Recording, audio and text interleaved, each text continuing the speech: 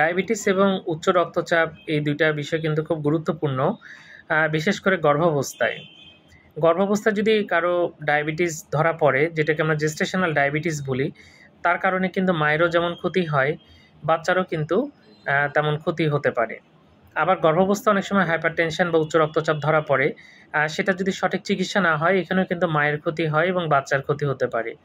আজকে একটা বিষয় নিয়ে বলবো, সেটা হচ্ছে যদি কোনো গর্ভাবস্থায় প্রেশার এবং ডায়াবেটিস থাকে, তাহলে কিন্তু গর্ভের মধ্যে বাচ্চা মারা যেতে পারে। এটা কিন্তু আজকে একটু সিরিয়াসলি বলতে চাই। এজন্য যখন আপনি গর্ভবতী হবেন, ডাক্তার নিয়মিত চেকআপ করবেন এবং প্রেশার, ডায়াবেটিস এগুলো কিন্তু নিয়মিত চেক করে দেখতে হবে যে এগুলো বাড়ছে কিনা।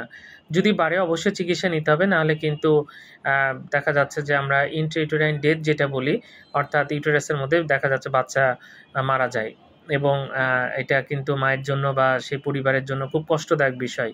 তো যাক, আমরা এগুলো প্রতিরোধ করার চেষ্টা করব এবং গর্ভাবস্থায় নিয়মিত চেকআপের মধ্যে থাকব। ধন্যবাদ সবাইকে।